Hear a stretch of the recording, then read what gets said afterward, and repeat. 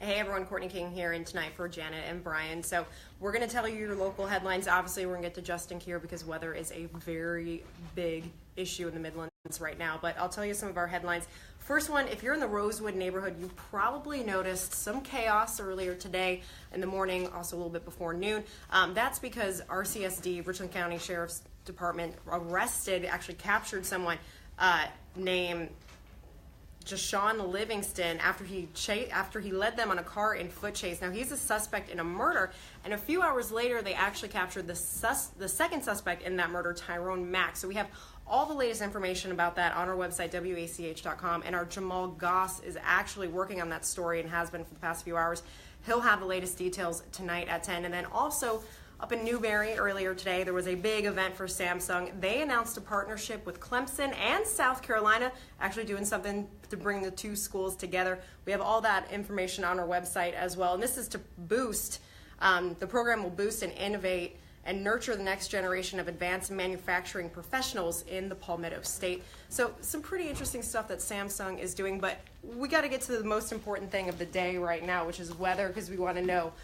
We want to keep you guys safe with the rain and also keep you informed on if you need the coat, maybe some snow. Justin, I think some people want to see snow, some people really just don't at all. I was going to say, weather's always the most important thing of the day, right, guys? I don't know. At least that's my opinion. But in terms of our weather forecast tonight going into tomorrow, I want to preface everything by saying this. We're talking about a very low-impact event for the Midlands of South Carolina. Could we see some snow or even a rain-snow mix tomorrow morning in some of our counties? Absolutely, particularly in the northwestern Midlands. But we're talking about very minimal accumulations of anything.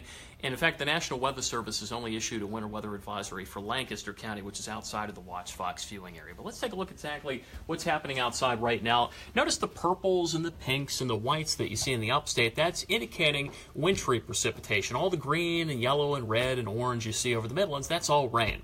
Now, it's all this moisture has been affecting a good chunk of the southeast, but as we zoom into the Midlands here, I want to show you just how close that rain-snow line is. This is Newberry County, this is Fairfield County, Saluda County, just across the way, just up the road in I-26 here, right along I-85, Lawrence County, Union County, Chester County, York County, seeing that rain-snow changeover. And we've had some locations, according to the National Weather Service in the upstate, reporting nearly 2 inches of snowfall, and that was earlier this afternoon. So if they've continued to see snowfall, would not be surprised if we have some new amounts out of places like Oconee County, maybe even Spartanburg County. I want to show you one other graphic here before we go. And I will mention that I have a detailed article at wach.com talking about my thoughts as to what we'll be seeing and where we'll be seeing it at wach.com. But let's advance this into tomorrow morning. Now, this is starting off currently. You can see all the greens and whatnot for the Midlands, still green as we head into tonight. But once we start to get into the early morning hours of Saturday, notice that pink line and the purple line starting to touch Newberry, maybe even Fairfield County there, right around 6 o'clock in the morning.